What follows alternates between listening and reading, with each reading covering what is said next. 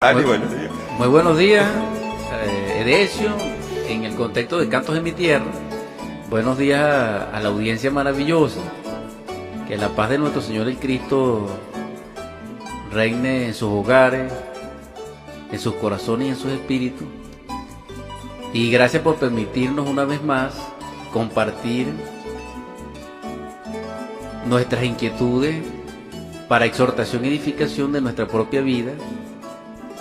Y es necesario que comprendamos que es una nueva oportunidad que tenemos, gracias a la palabra, tanto del quinto del Apocalipsis, como del Cristo mismo en su Evangelio y sus enseñanzas, que nos han motivado en espíritu y que con gran dicha espiritual compartimos con ustedes. La exhortación es, o la invitación es en este instante, de que prestos en oído a la palabra pueda guiarnos nuestro Señor, para que nuestro entendimiento, fuera del yo y nuestra conciencia, asimilen la esencia de la enseñanza que nos permita cristalizar el alma y liberarnos. Sí, así es, y esperamos pues que el gran Dios del universo nos dé esa capacidad, porque a Él es a quien tenemos que pedirle para que nos ayude en ese aspecto, porque muchas veces hay gente que no cree en nada y ellos se creen que son todo ellos, y cuando uno se pone a ver la realidad es otra, porque el cuerpo físico se mueve porque hay una energía que emana de una parte que nosotros no la conocemos. Sí, y hay civilizaciones ya actualmente que están avanzadas en ese caso. Un ejemplo, la Rusia, pues la Rusia esa de la revolución bolchevique y comunista actualmente tiene un gran emporio en lo que respecta a producciones extrasensoriales, y los mismos israelíes, etcétera. Y entonces es interesante que ellos están al tanto de eso, pero sin embargo se lo niegan a la humanidad, pues. Me explico.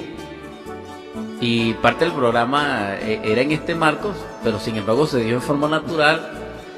Algo que nosotros debemos comprender e ir derribando como paradigmas, pues. Hay ciertos dichos que en su dicho nos desdichan. Valga la redundancia, porque nos duerme más la conciencia de lo que la tenemos. Un ejemplo de esto es que tenemos que revisar muchas cosas que nosotros tenemos como buenas que no son buenas, porque cuando se está trabajando sobre el despertar de la conciencia está más allá del bien y del mal, y entonces hay cosas que para nosotros es bueno que no es, y hay cosas que son malas para nosotros no es. Un ejemplo, cuando nosotros tenemos la conciencia dormida, muchas veces queriendo hacer el bien terminamos haciendo daño. Y a veces dormido, tal vez pensemos que hicimos un daño, pero fue un bien. Entonces, en este caso se necesita el despertar. En ese sentido, vamos a reflexionar sobre este punto, que es reflexivo porque es interesante. Ya lo verán ustedes. Hace poco voy a comprar unos platanitos o unos tomates cerca de la casa, donde hay como una frutería, y entonces allí hay un negrito que me atiende, que él es muy educado y él es evangélico. Entonces, y se reúne creo que en Terepaima. Entonces le dije: hermano, ¿dónde te reúnes tú? Él me dice: no, yo me reúno en Terepaima. Y él me dice: ¿y tú dónde te reúnes? Y me dice: no, yo me reúno con la Biblia y me reúno en oración, porque yo realmente soy solo, yo no me reúno, sino que trato de edificar mi iglesia en mí mismo. Es un caso como especial, pues.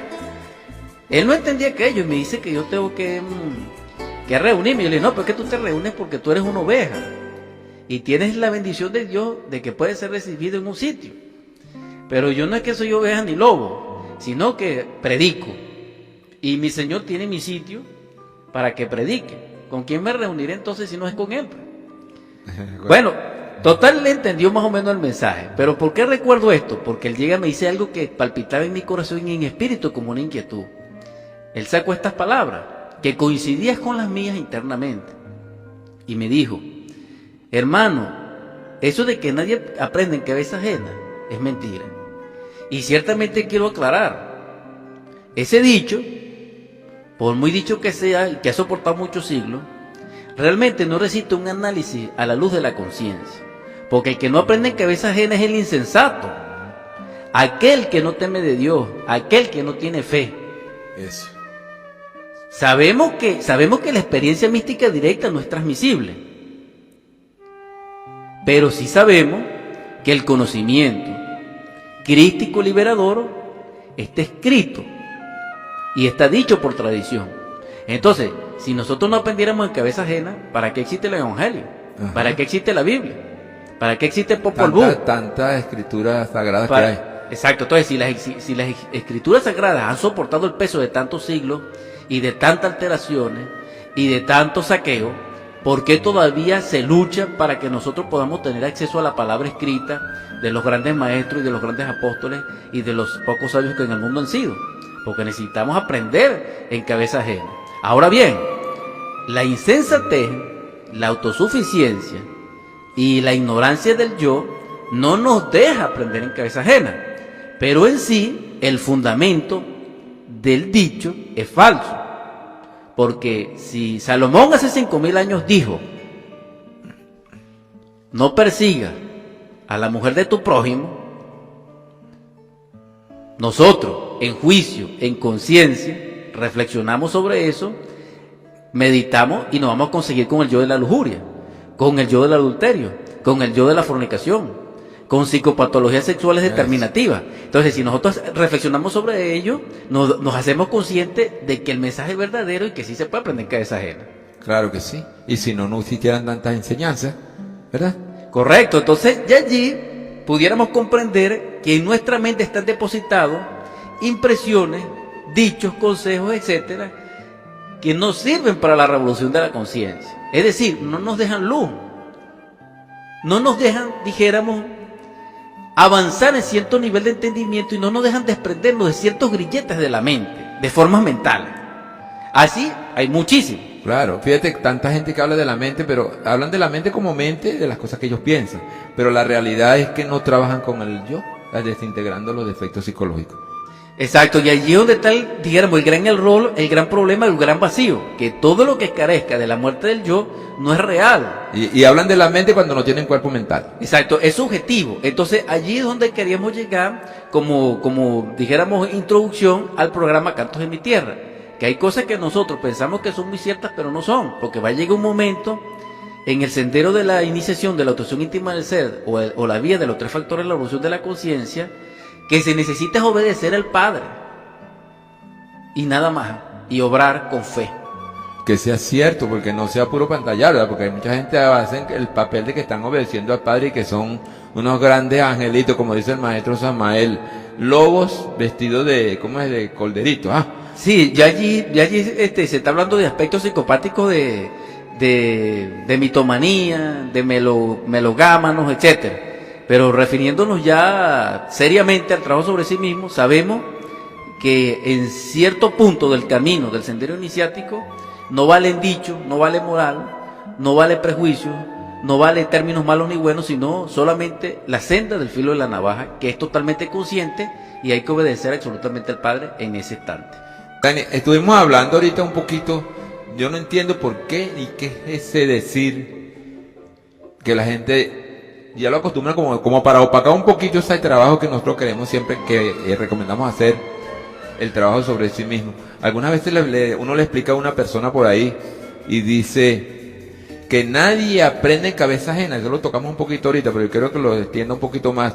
Entonces, si nosotros no podemos aprender en cabeza ajena, lo que hacen las Sagradas Escrituras fueron cabeza ajena, no somos nosotros mismos, no es la cabeza de nosotros que hizo ese trabajo. Las Sagradas Escrituras son hechas por personas que tenían cabeza. Esa es la cabeza de esa persona que quedó esa memoria escrita, ¿verdad? Entonces nosotros aprendemos de ahí. ¿Cómo es eso? ¿Es algo cierto o hay un error o qué es lo que pasa? Ciertamente de eso dijiste una palabra, memoria escrita. Existe la memoria escrita y esa memoria escrita tiene una base de datos, vamos a decirlo así, pero tiene una base de datos netamente materialista o convencional o dijéramos teórica o escolástica, y existe la base de datos espiritual. Pero hay una cosa, en ambas bases de datos o memoria escrita existe lo que se conoce como la sabiduría del ojo, que es subjetiva, que es intelectual, que es racional y que es del yo, y existe lo que se conoce como la sabiduría del ojo divino de Auro, que pertenece ya al temor de Dios y a las experimentaciones directas del alma. Al respeto espiritual. Del éxtasis, del respeto espiritual. Entonces son dos enseñanzas distintas. Una es esotérica, interna, solar, crística, y una es subjetiva, totalmente humanoide. Sin embargo, nosotros vemos que como un ejemplo, pues nosotros vemos que un profesional se gradúa y le hacen su acto de grado, pero él estudió, él estudió y hizo un esfuerzo porque asimiló en su cabeza lo de las cabezas ajenas. ¿Quiénes son las cabezas ajenas? Los catedráticos, los profesores. Pero detrás de esos catedráticos, esos profesores, existe una junta de cabezas ajenas, continúa en una escala mayor, que son los rectores. Pero de estos rectores, que son la cabeza mayor en esa escala, también pertenecen por membresía a otra escala de cabezas ajenas. Entonces, si vamos a la chiquita, solamente sabe de su propia cabeza el que despertó la conciencia e investigó en las dimensiones superiores de la naturaleza y del cosmos a través del Satori, del Shamadhi, del estado de arrobamiento místico o del éxtasis de los santos, la sabiduría universal. Y esa es la convocatoria que hacemos nosotros los estudiantes de la Gnosis. Y solamente gnóstico aquel que experimenta en sí mismo su propia conciencia, la sabiduría universal. Porque gnóstico es el que conoce. Y agnóstico es el que no sabe. Bueno, Dani, sí, es cierto. Y fíjate tú que profesores, tanta gente, para uno llegar a algo tienes que estudiar tanto, tienes que ir a la universidad, pasar por tantas cosas que tienes que llevar para poder hacerse un gran, ¿cómo se dice?, profesor o algo bueno, pues. Mientras que el Maestro Jesús, el Buda y todos esos grandes maestros no tuvieron ninguna universidad, ellos son grandes maestros. ¿A qué se debe eso entonces? Ellos aprendieron por cabeza ajena, yo sí creo que no. Sí, pero ¿cómo quedamos ahí? Sí y no, porque fíjense ustedes que ellos aprendieron el precepto del maestro interno, del gurú. Ajá. Y de allí desarrollaron la parte del ser y encarnaron al ser a tal punto que son los padres de la sabiduría universal, porque existen tres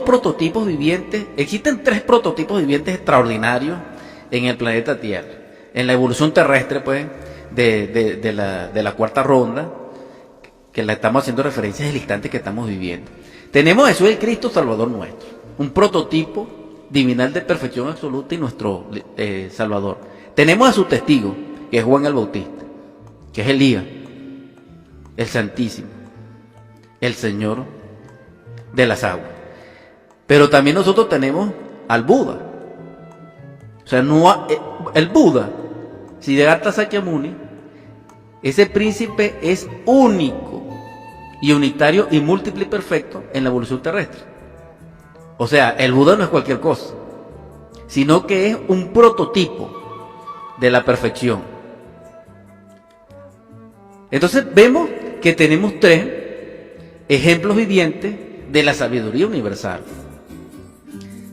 Sin embargo, nosotros pensamos que somos sabios porque el yo, en autosuficiencia y en orgullo místico, cree que nos hace sabios. Y sin embargo, nosotros a veces ofendemos a las demás personas porque creemos que sabemos. Pero nosotros tenemos en nuestra cabeza lo de la cabeza ajena, pero sin embargo decimos, nadie aprende en cabeza ajena. Fíjate, ustedes la contradicción del ego. Una contradicción bastante fea, ¿verdad? Por eso es que estamos haciendo cantos de mi tierra con este marco. Entonces, ¿qué es lo que queremos? Que agarremos esa cabeza, la decapitemos del ego, de la muerte psicológica, para que surja verdaderamente nuestro prototipo viviente individual, diamantino, pristino, que es el de nuestro propio ser, de nuestra propia autoidentidad, que es nuestro rayo particular de desenvolvimiento y que es nuestra propia alma, nuestro propio espíritu que debe desarrollarse y que debe presentar ante el mundo su propia faz y expresar su propia palabra, porque nosotros estamos aquí para eso. Sí, señor. Y eso de